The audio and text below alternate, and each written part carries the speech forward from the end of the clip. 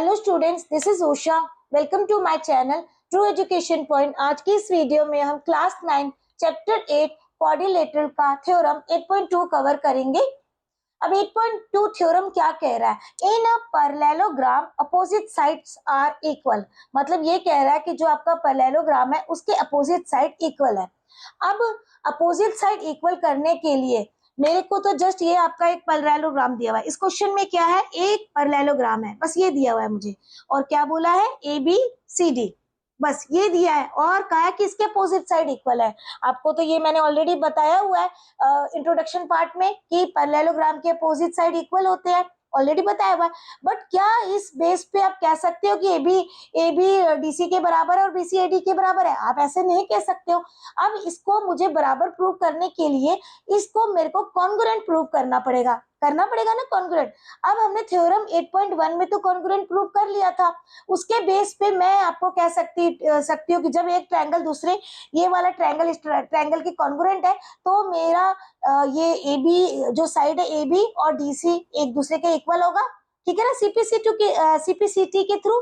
लेकिन अगर सपोज मैंने आपको जस्ट यही क्वेश्चन दे दिया कि in a parallelogram opposite sides are equal, prove it, ठीक है ना, तो आप कैसे करोगे? आप ये थोड़ी ना लिखोगे कि ये सीपीसीटी से प्रूव हो गया। पहले तो आपको इसको प्रूव करना पड़ेगा, क्योंकि थ्योरम 8.1 में तो हमें डायगोनल भी दिया था, तो इसमें तो ऐसा कुछ भी नहीं दिया है ना। तो अब हम क्या करेंगे? सबसे पहले हम कंस्ट्रक्शन करेंगे इसको प्रूव करने के लिए। एक कंस्ट्रक्शन करते हैं, हम एक डायगोनल बना देते हैं, ड्रॉ डायगोनल एसी, इस तरीके से, जो कि मैंने ऑलरेडी पहले से बना के रखा हुआ है, ठीक है ना। कंस्ट्रक्शन में हम क्या करते हैं? Draw diagonal AC. क्लियर हुआ? क्योंकि आपको क्या है, इनको साइड को इक्वल करने के लिए पहले ट्रायंगल को कॉन्ग्रुएंट करना पड़ेगा। बट ट्रायंगल को आप कैसे कॉन्ग्रुएंट करोगे? यहाँ तो आपका एक ही दिया हुआ है ना, ये तो आपका पैरेललोग्राम दिया हुआ है। आपको तो ट्रायंगल को कॉन्ग्रुएंट प्रूव करेंगे तभी आप बोल सकते हैं ना इस चीज को।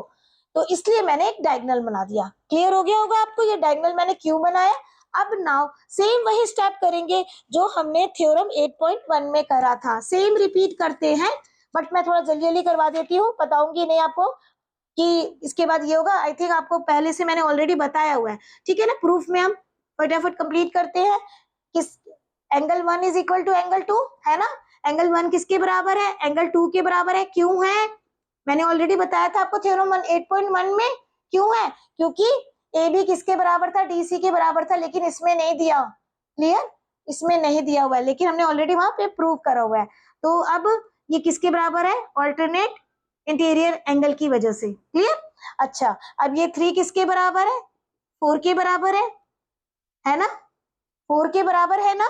तो अगेन ऑल्टरनेट इंटीरियर एंगल, सारा थ्योरम 8.1 का हम कर रहे हैं। और उसके बाद एसी क्या है आपका? एसी क्या है आपका? कॉमन है।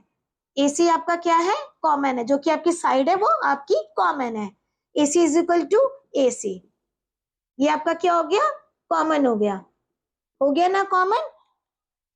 मैंने तो ट्रायंगल मेंशन ही नहीं करा, मैं यहां मेंशन कर देती हूँ। In triangle ABC, in triangle ABC and triangle दूसरा कौन सा लिया था हमने? ट्रायंगल सीडीए, ठीक है ना, सीडीए। अब ये हमने ऑलरेडी प्रूव करा हुआ था 8.1 में, है ना। तो ये तो हमारा प्रूव हो गया कि कौन से रूल से प्रूव करा था हमने? एंगल साइड एंगल से हमने इसको प्रूव कर दिया था हमने इसको एंगल साइड एंगल से कि ABC is congruent to triangle CDA, है ना। एबीसी किसके कॉन्ग्रुएंट है? Triangle ABC is congruent to triangle CDA, ठीक है ना। ये तो हमने प्रूव कर लिया था ऑलरेडी थ्योरम 8.1 में। अब मुझे क्या है? अब ये मेरे पास हो गया प्रूफ। ओके, अब मुझे क्या बोला है कि ये तो पैरेललोग्राम है और ए बी किसके बराबर है? डीसी के बराबर है। अब आप मुझे बताइए, जब आपका कोई ट्रायंगल एक दूसरे के कॉन्ग्रुएंट होता है तो डेफिनेटली उसके साइड भी तो इक्वल ही होंगे ना। क्योंकि मैंने सपोज ये मैंने ये स्क्वायर रखा है और ये भी मैंने एक स्क्वायर रखा है। अगर मैं इन दोनों को स्क्वायर को, या फिर ये एक ट्रायंगल है, ये ट्रायंगल है, ये ट्रायंगल है, ठीक है, इन दोनों अगर ये दोनों एक दूसरे के कॉन्ग्रुएंट है, अगर ये ट्रायंगल दोनों एक दूसरे के कॉन्ग्रुएंट और एक दूसरे के ऊपर रखा है तो डेफिनेटली उसके साइड भी इक्वल ही होंगे। तो अगर ये मैंने कॉन्ग्रुएंट प्रूव कर दिया तो उसके डेफिनेटली साइड भी इक्वल होंगे। अच्छा, दूसरी चीज, अगर मैं इनके साइड लूं, क्या लूं, ए बी सी, दोबारा मैं ले रही हूं क्या, therefore in triangle ABC and is equal to triangle CDA, ये तो ऑलरेडी हमने प्रूव कर दिया है। तो अब मैं इनको लेती हूँ। अब मुझे इनमें से साइड लेते हैं। साइड कैसे लेंगे, देखिए ये हम लेते हैं इसमें AB, यहां से AB लिया और यहां से CD लिया, हो गया ना, AB is equal to CD, clear.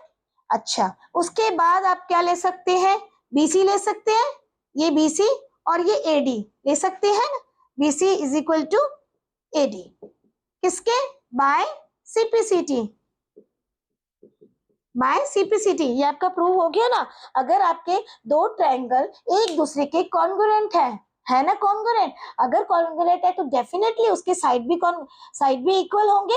तो AB is equal to CD and BC is equal to AD, किससे, by CPCT। Okay, I think आपको ये थ्योरम 8.2 क्लियर हो गया होगा। I hope you like this video. Please subscribe my channel and share it with your friends. Thank you.